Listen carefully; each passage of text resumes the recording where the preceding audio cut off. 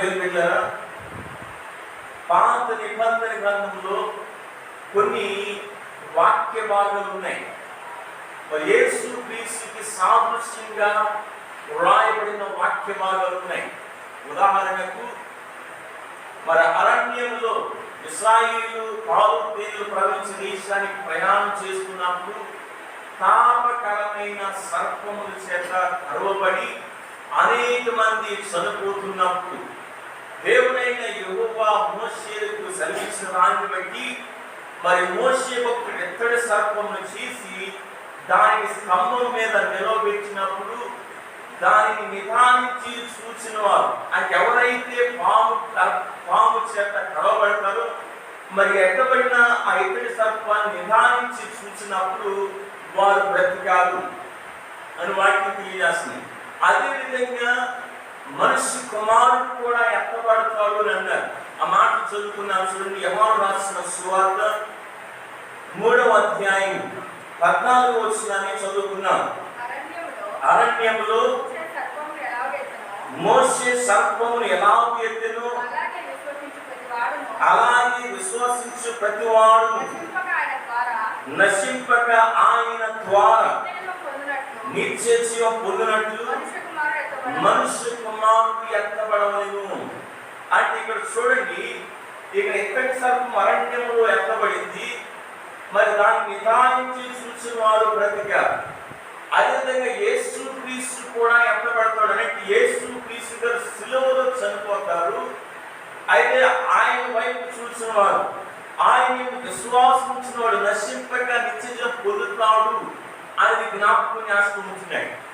మరొక సందర్భం జ్ఞాపకం చేసుకుంటుంటే ఇశ్రాయేలీయులకు యాజకులు నిర్దోషమైన గొర్రెలను పాప నిమిత్తం అర్పణ చేసేవాడు. అయితే దాని దేనికి సాదృశ్యం ఉందంటే నిర్దోషమైన గొర్రె పిల్లని యేసు క్రీస్తుకు సాదృశ్యం ఉన్నది. అందుకే బాప్తిస్మా ఇచ్చి యోహాను గారు అంటారు, ఇదిగో లోక పాపం మోసుకునే కొవ్వు దేవుని గొర్రె పిల్ల అని యేసు క్రీస్తు గురించి రాస్తూ ఆయన నిర్దోషి, నిష్కల్మషుడు, పాపము చేరక ప్రత్యేకమైన వాడు అని జ్ఞాపకం చేసుకుంటున్నాడు. అయితే ఇక్కడ మనం చదువుకున్న వాక్య భాగం చూసినప్పటికీ అదేవిధంగా మెల్కీసెదెకు కూడా యేసు క్రీస్తుకి, అంటే దేవుడు కుమారుడైన యేసు క్రీస్తుకి పోలికగా ఉన్నాడు. కానీ ఈ మెల్కీసెదెకు యేసు క్రీస్తు కాదు అని జ్ఞాపకం చేసుకుంటున్నాడు. మెల్కీసెదెకు యొక్క యాజకత్వం ప్రత్యేకమైనది, మెల్కీసెదెకు యొక్క పేరు ప్రత్యేకమైనది. ఈ మెల్కీసెదెకు దేవుడి కుమారుడైన యేసు క్రీస్తును పోలి ఉన్నాడు. చూసుకుంటే ఈ మెల్కీసెదెకు ఎవరనేది చాలా అనుమానాలు ఉన్నాయి. కొంతమంది అంటారు అబ్రహాము కాలంలో దేవుని తోట మానవ స్వరూపాన్ని ధరించుకుని అబ్రహామును కలిసిన అదే మెల్కీసెదెకు అని అంటారు. అర్థమైందండి? అంటే అబ్రహాము కాలంలో అబ్రహాము రాజును ఓడించి వస్తున్నప్పుడు అబ్రహాము ఎదుర్కొన్నాడు మెల్కీసెదెకు అని చదువుతున్నాం కదా. ఆ మెల్కీసెదెకు ఎవరంటే దేవుని తోటలలో ఒక తోట శరీరాన్ని ధరించుకుని వచ్చిన ఆ తోట మెల్కీసెదెకు అని చెబుతూ ఉంటారు. కానీ వాక్యం తెలియజేస్తుంది దేవుని దూతలు యాజకులు కాలేరు. యాజకులు ఎవరవ్వాలి? మనుషులలో నుండి యాజకులు అవ్వాలి. 5వ అధ్యాయం 1వ వచనం చూడండి. ప్రతి ప్రధాన యాజకుడును మనుషులలో నుండి ఏర్పరచబడిన వాణి అంటున్నాడు. అంటే మనుషులలో నుండి ఏర్పరచబడిన వాణి ఉండాలి అనేది జ్ఞాపకం చేస్తూ ఉంటున్నాడు. మాత్రమే కాదు, మనం చదువుకున్న వాక్యం 7వ అధ్యాయము ఆ చివరి మాటలో మనం చూసినట్లయితే ఆలయను అంతమైన లేదు వాడిని దేవుడు కుమారుడు పోలి ఉన్నాడు. ఎవరు? మెల్కీసెదెకు. మెల్కీసెదెకు దేవుడు కుమారుడు పోలి ఉన్నాడు అని రాయబడింది. కానీ ఆ మెల్కీసెదెకు దేవుడు కుమారుడు అని రాయబడింది.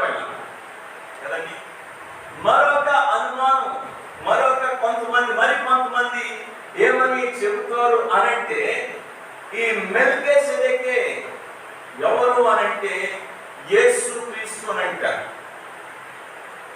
అది యేసుక్రీస్తు ఇక శరీరధారిగా రాకముందు అబ్రహాము యొక్క కాలంలో ఆయన శరీరాన్ని ధరించిన అబ్రహాము కలిసిన మెల్కీసెదెకు యేసుక్రీస్తు అని అంటారు.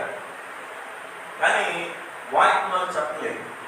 రెండు విషయాలు, అంటే మెల్కీసెదెకు గురించి రాయబడిన కొన్ని అనుమానాలు మాట. కొంతమంది ఏమంటారు అనంటే దేవుడు దూతలో ఒక దూత శరీరాన్ని ధరించుకుని అబ్రహామును కలిసిన వాడే మెల్కీసెదెకు అని అంటారు. కానీ దేవుడు దూతలు యాజకులు కాలేరు అని వాక్యం తెలియజేస్తుంది. రెండవది ఏంటంటే మరి అబ్రహాము కలిసిన మెల్కీసెదెకు, ఆ మెల్కీసెదెకు యేసుక్రీస్తు శరీరాన్ని ధరించుకుని కలిసిన వాడే అని అంటున్నారు. కానీ వాక్యం తెలియజేస్తున్న మాట ఏంటంటే దేవుడు కుమారుని పోలి ఉన్నవాడు కానీ ఆ మెల్కీసెదెకే దేవుడు కుమారుడు అని వాక్యం చెప్పలేదు అనేది జ్ఞాపకం చేసుకుంటున్నాను. ప్రియమైన దేవుని బిడ్డలారా, ఈ మెల్కీసెదెకు చరిత్రలో నిజంగా ఉన్నవాడు. ఆయన యాజకత్వం యొక్క పరిచర్య దేవుడు కుమారుని యేసుక్రీస్తుని పోలి ఉన్నది. అయితే ఆయన యొక్క తల్లిదండ్రుల గురించి, ఆయన పుట్టుక గురించి, ఆయన మరణం గురించి బైబిల్లో వ్రాయబడలేదు. అదంతా సీక్రెట్ గా వచ్చబడింది. All secret things that belong to the lord. అంటే రహస్యమైనవి అన్నీ కూడా దేవునికి చెందినవి. ద్వితీయోపదేశకాండము 29వ అధ్యాయము 29వ వచనాన్ని మనం చదువుకున్నాం. రహస్యములు మన దేవుడైన యెహోవాకు చెందును. రహస్యములు, all secret things are belong to the Lord. అని ఎందుకు మనం చేశాడో మరి మనకి తెలియదు అనేది జ్ఞాపకం చేసుకుంటున్నాను. అయితే మెల్కీసెదెకు గురించి మరి బైబిల్ గ్రంథంలో 3 పుస్తకాల్లో రాయబడింది. ఆది కాండంలో, కీర్తన గ్రంథంలో, కొత్త నిబంధనకు వచ్చేప్పటికి హెబ్రీయులకు రాసిన పత్రికలో. అయితే ఆది కాండములో మనం చూస్తే అక్కడ 3 వచనాలు ఈ మెల్కీసెదెకు గురించి వ్రాయబడ్డాయి. మాట చదువుకున్నాం చూడండి. ఆది కాండము 14వ అధ్యాయం 18, 19, 20 వచనాలు మనం చదువుకున్నాం. మరియు షాలేము రాజైన మెల్కీసెదెకు రొట్టెను ద్రాక్షరసము తీసుకువచ్చెను. అతడు సర్వోన్నతులకు దేవునికి యాజకుడు. అప్పుడు అతడు అబ్రహామును ఆశీర్వదించి ఆకాశమునకు భూమికి సృష్టి కర్తయును సర్వోన్నతుడైన దేవుడు వలన అబ్రహాము ఆశీర్వదింపబడును గాక అనియు నీ శత్రువులను నీ చేతికి అప్పగించిన సర్వోన్నతుడు దేవుడు స్తుతింపబడును గాక అని చెప్పెను. అప్పుడు అతడు అన్నిటిలో ఇతనికి 10 వంతు ఇచ్చెను. అంటే మొట్టమొదటిగా మెల్కీసెదెకు గురించి మరి ఎక్కడ రాయబడినది అని అంటే ఆది కాండం 14వ అధ్యాయంలో. అదైనా 3 వచనంలో ఈ మెల్కీసెదెకు గురించి రాయబడింది. అయితే మరలా some 1000 years తర్వాత భక్తుడైన దావీదు మరి చెబుతున్న మాట, మరి యేసుక్రీస్తు మెల్కీసెదెకు క్రమం చొప్పున నిరంతరం యాజకుడై ఉంటాడు అని మరి రాశాడు. మాట చదువుతున్నాం చూడండి. కీర్తన 110వ కీర్తన 4వ వచనం.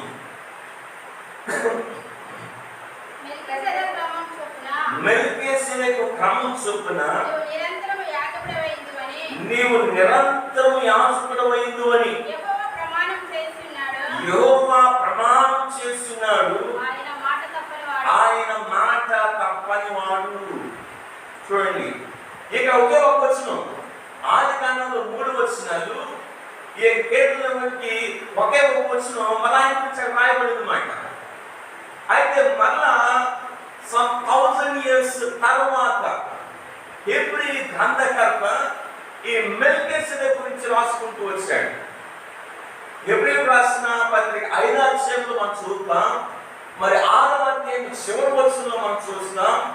ఈ 7వ మెల్కీసెదెకు గురించి రాశాడు. అయితే కొంచెం మరి వివరణతోటి ప్రాముఖ్యమైన విషయాలు మరి రాసుకుంటూ వచ్చాడు. ప్రియమైన బిడ్డలారా, అయితే మనం చదువుకున్న వాక్యం నుంచి కొన్ని విషయాలు నేర్చుకునే ముందు మరి లేవీయుల యొక్క యాజకత్వాన్ని మీకు జ్ఞాపకం చేస్తాను. నేను మనకి అర్థం అవడానికి మరి లేవీయుల యొక్క యాజకత్వాన్ని జ్ఞాపకం చేస్తాను. దేవుని మందిరంలో పరిచర్య చేయడానికి దేవుడైన యెహోవా లేవీయులను ఏర్పాటు చేసుకున్నాడు. అంటే మరి దేవుని మందిరం యాజకుల నుండి పరిచర్య చేయాలి అంటే ఎవరు యాజకులు అవుతారు అంటే కేవలం లేవీయులు మాత్రమే. అలాగని లేవీయులందరూ యాజకులేనా అంటే కానే కాదు. అయితే లేవీయులు ఆ యాజకులకి సహకారులుగా ఉండేవారు. ఎలాగంటే గాయకులుగా, వాయిద్యాలు వాయించేవారిగా, మరి మందిరంలో పరిచర్య చేసేవారిగా, ఇలా సహకారులుగా ఉంటూ ఉండేవారు. మరొక విషయం ఏంటంటే మరి యాజకులు దేవుని మందిరంలో పరిచర్య చేస్తున్నప్పుడు మరి ఆ యూదా దేశాన్ని పరిపాలించిన రాజులు ఏ రాజు కూడా వీరి మీద అధికారం చెలాయించడానికి వీలు లేదు. ఎందుకంటే ఈ యాజకులు దేవుని ఆజ్ఞ చొప్పున చేయాలి. ఆ మందిరం విషయం వచ్చేటప్పటికి రాజులు ఏమాత్రం కూడా దాన్ని ఇన్వాల్వ్ అయ్యే అవకాశం లేదు. అయితే మరొక విషయం ఏమిటంటే మిగతా విషయాల్లో మన వేరే గోత్రాల వారి వలె, అంటే యూదా గోత్రపు వారి వలె, బెన్యామీను గోత్రపు వారి వలె ఈ లేవీయులు కూడా మరి రాజులకు లోబడాల్సిందే, రాజులకు మరి విధేయులు కావాల్సిందే, ఒక్క మందిర విషయం తప్పనిచ్చి. మరొక విషయం ఏంటంటే మరి యాజకులు లేకపోతే లేవీయులు రాజులుగా అయ్యే అర్హత లేదు వాళ్ళు. మరి మరొక విషయం, యాజకులు బలులను అర్పిస్తూ ఉండేవారు. ఆ బలులు మరలా అర్పిస్తూ ఉండేవాడు. అనంటే వాడు అర్పించే బలులు మరి శాశ్వతంగా వారి యొక్క పాపాలను తీసివేయలేకపోయాయి, సంపూర్ణంగా వారి పాపాలను కడగలేకపోయాయి. వారు అర్పించే బలులు ఆ పాపిని మరి సంపూర్ణంగా నీతివంతునిగా చేయలేకపోయాయి కనుక మరలా వాళ్ళు బలులను అర్పిస్తూ ఉండేవారు. ఆ బలులు సమాధానాన్ని సంపూర్ణంగా వారికి ఇవ్వలేకపోయాయి కనుక వాళ్ళు మరలా బలులను అర్పిస్తూ ఉండేవారు. ఒక వ్యక్తి యాజకుడు అవ్వాలంటే ఏజ్ లిమిట్ కూడా ఉందన్నమాట. ఏ వయసు నుంచి ఏ వయసు వరకు?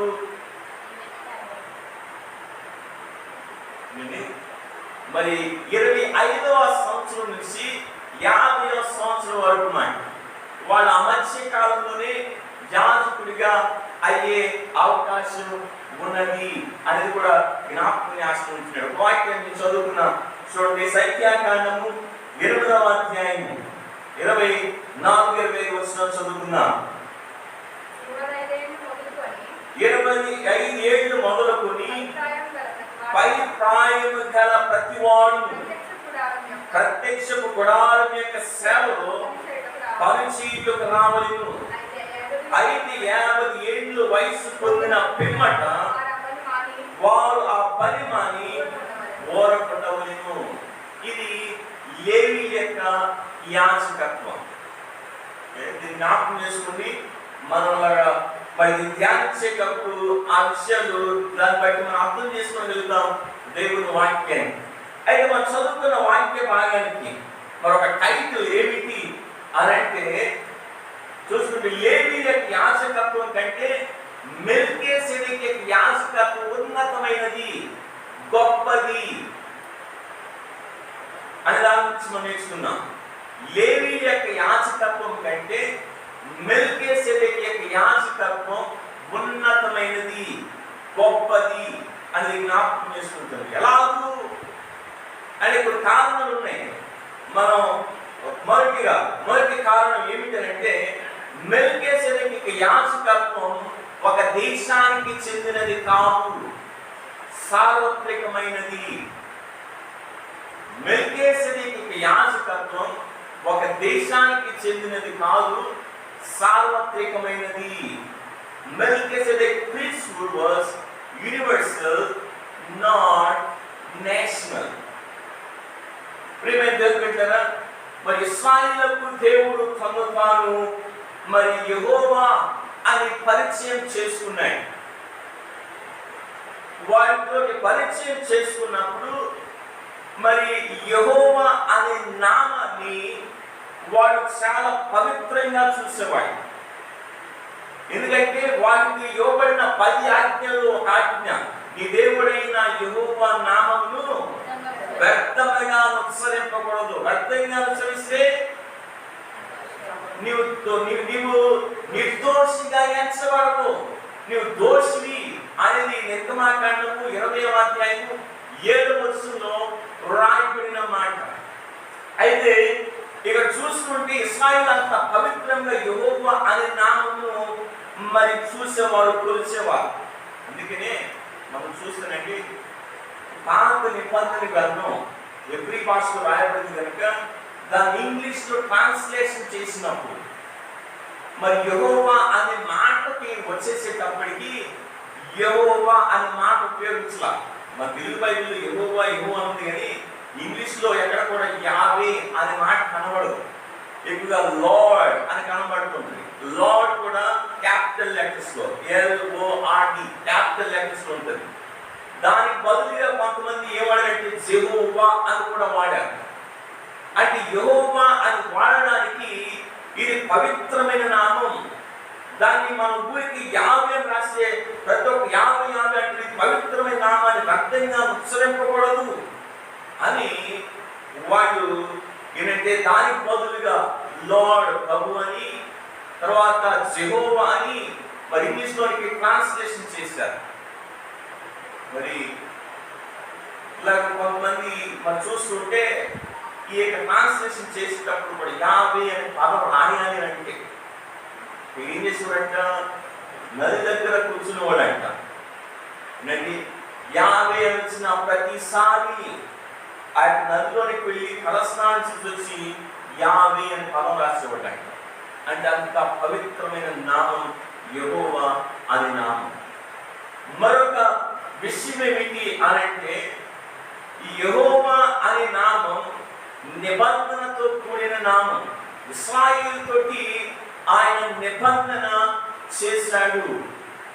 ప్రియమైన దేవుడు, అయితే ఇక్కడ ఒకసారి గమనించండి, ఈ యాజకులు మరి లేవీయులు, ఈ లేవీయులు యెహోవాకు చెందినవారు, ఇశ్రాయేలు కూడా యెహోవాకు చెందినవారు కదండి. అయితే ఇప్పుడు యాజకులు యాజకత్వం చేసి ఎవరికి? ఇశ్రాయేలుకి. అయితే ఆ నిబంధనతోటి కూడిన యెహోవా నామంతో ఉన్న ఆ ప్రజలకి, అంటే యెహోవా దేవుడు తను తాను యెహోవాను అని పరిచయం చేసుకున్నాడు. ఆ యాజకులు కేవలం యూదులకు మాత్రమే యాజకులు, వాళ్ళు అందరికి సర్వమానవానికి యాజకులు కానీ కాదు అనేది జ్ఞాపకం చేస్తుంటున్నాను. అయితే మెల్కీసెదెకు దగ్గరకు వచ్చేసేటప్పటికి ఈ మెల్కీసెదెకు మా సర్వోన్నతుడు దేవునికి యాజకుడు. చూడండి, సర్వోన్నతుడు దేవునికి యాజకుడు అనేది వాక్యం తెలియజేస్తుంది. సర్వోన్నతుడు ఇది కూడా దేవుని నామములలో, అంటే దేవుని పేరులో ఒక పేరు, the most high God. Every భాష దాన్ని ఏమన్నారంటే ఎల్ ఎలియోన్ అన్నమాట. అంటే సర్వోన్నతుడు దేవుడు. మాట చదువుకుని ఒకసారి చూడండి, ఆదికాండము 14వ అధ్యాయం 18వ వచనం. మరొకసారి మాట చదువుకున్నాం. మరియు షాలేము రాజైన మెల్కీసెదెకు రొట్టెను ద్రాక్షారసం తీసుకుని వచ్చెను. అతడు సర్వోన్నతుడకు దేవునికి యాజకుడు. సర్వోన్నతుడకు దేవునికి యాజకుడు, L Elyon, the most high God అని చెప్తున్నాడు. సర్వోన్నత దేవుని యాజకుడు. నాకు 19వ వచనం రాయబడినమాట. అప్పుడు అక్కడ అబ్రహాం ఆశీర్వదించి, ఆకాశమునకు భూమికి సృష్టికర్తను సర్వోన్నతుడైన దేవుని వలన. అంటే ఇక్కడ చూస్తుంటే యెహోవా మరి ఇశ్రాయేలు తోటి నిబంధన చేసుకున్నాము. ఇశ్రాయేలు తోటి మరి తన ప్రజలుగా చేసి పరిచయం, ఇశ్రాయేలు తోటి నేను మీ దేవుడిని పరిచయం చేసుకున్నాము. కానీ ఎల్యోన్ సర్వోన్నతుడకు దేవుడు అనేటప్పటికీ ఆయన కేవలం ఇశ్రాయేలుకే కాదు, సర్వ మానవాళికి ఆయన దేవుడు అని జ్ఞాపకం చేస్తూ ఉంటున్నాడు. అంటే సర్వ మానవాళికి దేవుని యాజకుడు మెల్కీసెదెకు. అర్థమైందండి? అది ఇక్కడ చూస్తూ ఉంటే ఇప్పుడు ఈ యొక్క యేసుక్రీస్తు ఎవరి క్రమం చొప్పున వచ్చాడు అంటే మెల్కీసెదెకు క్రమం చొప్పున నిరంతరం యాజకుడు క్రీస్తు. ఇప్పుడు యేసు మరి ఇశ్రాయేలుకే క్రీస్తు కాదు కానీ మరి సర్వ మానవాళికి ఆయన ఏమైనాడంటే క్రీస్తు అయినాడు. అది జ్ఞాపకం చేస్తూ ఉంటున్నాడు. ఇప్పుడు ఏమైందంటారా? అది మీ జ్ఞాపకం చేస్తూ ఉంటున్నాను. లేవి యొక్క యాజకత్వం కంటే మెల్కీసెదెకు యాజకత్వం ఉన్నతమైనది, శ్రేష్టమైనది. ఎలాగూ అలాంటి ఇశ్రాయేలీలు ఆ ఉన్న లేవీలో యాజకులు కేవలం ఇశ్రాయేలుకు మాత్రమే. కానీ మెల్కీసెదెకు యాజకత్వం మరి చూస్తూ ఉంటే అందరికీ అనేది కనబడుతున్నాడట. సర్వోన్నతుడకు దేవునికి యాజకుడు. అదే క్రమంలో వచ్చాడు కనుక యేసుక్రీస్తు ఆయన అందరికీ యాజకుడు అనేది జ్ఞాపకం చేసుకుంటున్నాను. అందుకనే మెల్కీసెదెకు యొక్క యాజకత్వం ఉన్నతమైనది. రెండవ కారణం మనం చూస్తే మరి మెల్కీసెదెకు యొక్క యాజకత్వం రాజరికం. Melchizedek's priesthood was royal అన్నమాట. మెల్కీసెదెకు యొక్క యాజకత్వం రాజరికం లేక రాజ సంబంధమైనది. మనం చదువుకున్న వాక్య భాగంలో 7వ అధ్యాయము మరి 3 వచనాల్లో మనం చూస్తుంటే 4 సార్లు రాజు రాజు రాజు రాజు అని రాయబడింది. అయితే మెల్కీసెదెకు యాజకుడే కాదు, ఆయన ఎవరు? రాజు. మాట్లాడుతున్న అక్కడ మరి అక్కడ రాయబడిన మాట, ఎవరికి అబ్రహాము అంగీలో 10వ వంతు ఇచ్చునో ఆ షాలేము రాజును అంటున్నాడు. మరలా చూస్తే అతని పేరు మొదట నీతికి రాజనియు, తర్వాత సమాధానపు రాజనియు అర్థం ఇచ్చినట్టు షాలేము రాజని అర్థము. అంటే 4 సార్లు రాజు రాజు రాజు రాజని రాయబడింది. మెల్కీసెదెకు గురించి పెట్టారు. అయితే లేవి క్రమముగా మనం చూస్తే లేవీలు రాజులుగా అయ్యే అవకాశం లేదు. రాజులుగా నియమింపబడే మరి ప్రజల మీద నాయకత్వం చేసే అవకాశం, అధికారం వారికి ఇవ్వబడలేదు. అయితే మెల్కీసెదెకు యొక్క మరి సార్వత్రిక యాజకత్వం మరియు రాజరికం మనం చూస్తూ ఉంటున్నాం. అయితే బైబిల్లో మరి ఆయన రాజు ఇలా పరిపాలన చేశాడు అని మరి మనకి వివరించబడలేదు. కానీ అయితే ఇక్కడ వాక్యంలో ఆయన రాజు అని వ్రాయబడింది. పిల్లరా, ఒకే వ్యక్తి యాజకుడిగా రాజుగా మరి పరిచర్య చేస్తాడని ఇశ్రాయేలుకి తెలియకపోయినా వారిలో ఒక ప్రవక్త ప్రవచించాడు. ఇలాగూ రాశాడు. వాక్యం చూడండి, జకర్యా గ్రంథం 6వ అధ్యాయం 11వ వచనాన్ని మనం చదువుకున్నాం. జకర్యా గ్రంథం 6వ అధ్యాయం 13వ వచనం 12వ వచనం నుంచి మనం చదువుకున్నాం. సైన్యములకు అధిపత్యకు యెహోవా సెలవిచ్చినదేమనగా, అతడు తన స్థలములో నుండి చిగుర్చును, అతడు యెహోవా ఆలయం కట్టును, అతడే యెహోవా ఆలయం కట్టును, అతడు ఘనత వహించుకొని సింహాసనాసనుడయ్యేను, సింహాసనాసనుడై అతడు యాజకత్వం చేయగా ఆ ఇద్దరికి సమాధానకరమైన యోచనలు కలుగును. ప్రియమైన దేవుడి బిడ్డలకు గమనించండి, ఇది యేసు క్రీస్తు గారి గురించి మాట్లాడుతున్న మాటలు ఇవి. అయితే ఇక్కడ రాయబడిన మాట ఏంటంటే, అతడు ఘనత వహించుకొని సింహాసనాసనుడై ఏలును. సింహాసనాసనుడై ఏలును అంటే తన యొక్క రాజరికం గురించి మాట్లాడుతున్నాడు. మళ్ళీ అక్కడ రాయబడిన మాట సింహాసనాసనుడై ఏలును, సింహాసనాసనుడై అతడు యాజకత్వం చేయగా. ఎవరు అంటే రాజు యాజకుడు అనేది మాట్లాడుతూ ఉంటున్నాడు. అయితే ఇక్కడ చూస్తే మెల్కీసెదెకు ఎవరు అనేది యాజకుడు అనేది వాక్యం తెలియజేస్తుంది. అదేవిధంగా రాజు. ఇప్పుడు యేసుక్రీస్తు ఎవరి క్రమం చొప్పున వచ్చాడు? మెల్కీసెదెకు క్రమం చొప్పున. అదే కీర్తనము మరి 110వ కీర్తన 4వ వచనంలో రాయబడిన మాట, దావీదు భక్తుడు చెప్పిన మాట. నీవు నిరంతరం ఒకసారి మాట చదువుతాం చూడండి.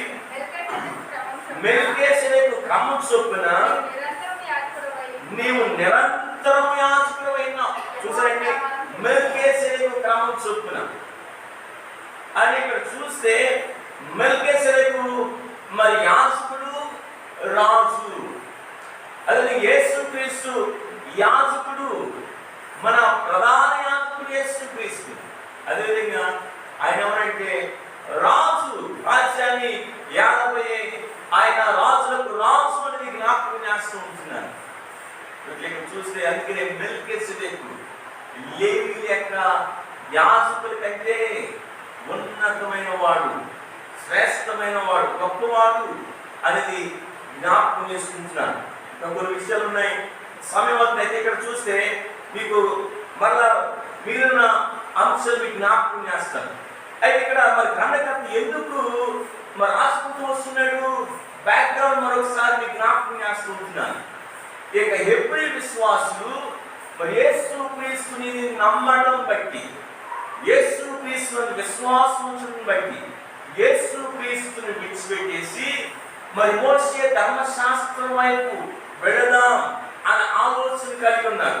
ఆ శ్రమను తప్పించుకోవడానికి, ఆ కష్టాన్ని తప్పించుకోవడానికి మరి ధర్మశాస్త్రంలో ఉన్న మరి మోషే ఆచార ప్రకారంగా చేస్తే మరి దేవాలయంలో ఉన్నాయి కదా, ఆ దేవాలయంలో ఉన్న యాజకుల దగ్గరికి వెళ్ళిపోయి ఆ బలిచ్చి వాడి వైపు నడిస్తే సరిపోతులే అని మరి బోధన వస్తూ ఉంటుంది. అయితే వాళ్ళు తిరిగిపోదాం అని అనుకుంటున్న దినాల్లో మరి భక్తులు వాళ్ళు బలపరచడానికి, మీ విశ్వాసాన్ని కోల్పోవద్దు, మీరు స్థిరులుగా ఉండాలి అని బలపరచడానికి రాయబడిన పత్రిక, హెబ్రీయులకు రాసిన పత్రిక.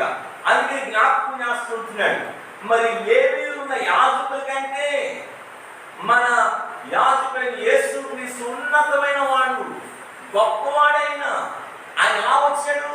మెల్కీసెదెకు క్రమం చొప్పున వచ్చాడు ఇక యేసుక్రీస్తు. అందుకనే అంటాడు, ఆ యొక్క లేవీయులు వచ్చిన యాజకులు కేవలము ఇశ్రాయేలు మాత్రమే యాజకులు, కానీ యేసుక్రీస్తు ఇశ్రాయేలుకి యూదుకి మాత్రమే కాదు, సర్వ మానవాళికి యాజకుడైన అంత శ్రేష్టమైన వాడు మనకుండగా ఎందుకు మీరు ఆయన ఉల్లేసిపోతారు? మళ్ళా జ్ఞాపకం చేస్తూ ఉంటున్నాడు. రెండవదిగా చూస్తే మరి ఆ మెల్కీసెదెకు యాజకుడే కాదు, రాజు కూడా. అయితే యేసుక్రీస్తు యాజకుడు, అదేవిధంగా ఆయన రాజు, ఆయన గొప్పవాడు.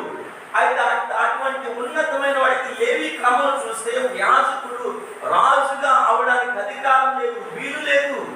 కానీ యేసుక్రీస్తు ఆయన ఉన్నతమైన వాడు, ఆయన ఒక రాజు, అదేవిధంగా యాజకుడు, అంత గొప్పవాడు. మనకుండగా ఎందుకు ఆయన విడిచిపెట్టి వెళ్ళిపోవడం? ఆయన వైపు చూడండి, ఆయన పట్టుకోండి, ఆయన విడిచిపెట్టేవాడు కాదు. మీరు స్థిరులుగా ఉండండి, మీరు విశ్వాసంలో నిలకడగా ఉండండి అనేది జ్ఞాపకం చేస్తూ ఉంటున్నాడు. ప్రియమైన దేవుని బిడ్డలారా, జ్ఞాపకం చేస్తూ ఉంటున్నాను. మనకి ఏ కష్టం వచ్చినా, ఇబ్బందులు వచ్చినా, శోధన వచ్చినా, ఆత్మీయ శక్తులు వస్తాయి, కష్టాలు వస్తాయి. విశ్వాసంగా పిలువబడుతున్న ప్రతి ఒక్కరికి నిన్న శోధనలు వస్తాయి, రావని చెప్పట్ల. భక్తులు చెప్తూ ఉంటాడు, అనేకమైన శ్రమలు పొంది మన దేవుని రాజ్యంలో ప్రవేశించాలి. ఇటువంటి శ్రమలు వచ్చినప్పుడు, ఇబ్బందులు వచ్చినప్పుడు, కష్టాలు వచ్చినప్పుడు యేసు క్రీస్తుని విడిచిపెట్టేసి మరలా లోక వైపు తిరిగేవారుగా, లేకపోతే యేసు క్రీస్తుని విడిచిపెట్టేసి ఆయన దూరం అయిపోయేవారుగా ఉండకూడదు. ఎందుకంటే శ్రేష్టమైన వాడు యేసు క్రీస్తు. అటువంటి మంచి యాజకుడు మనకుండగా, అటువంటి ప్రధాన యాజకుడు మనకుండగా, యాజకుడు రాజుగా పిలువబడుతున్న యేసు క్రీస్తు మనకుండగా ఇంకేం కావాలి? ఆయన్ని పట్టుకున్నా, ఆయనకి లోబడి ఉన్నా అని జ్ఞాపకం చేసుకుంటున్నాను. ఏమాత్రం కూడా మరి విశ్వాసం నుంచి దిగజారిపోకుండా, మరి ఇంకా విశ్వాసంలో బలపడి ఇంకా ఆత్మీయ శక్తులు మనం అభివృద్ధి చెందినట్లు దేవుడు మనకి సహాయము చేయునుగాక. ఆమేన్.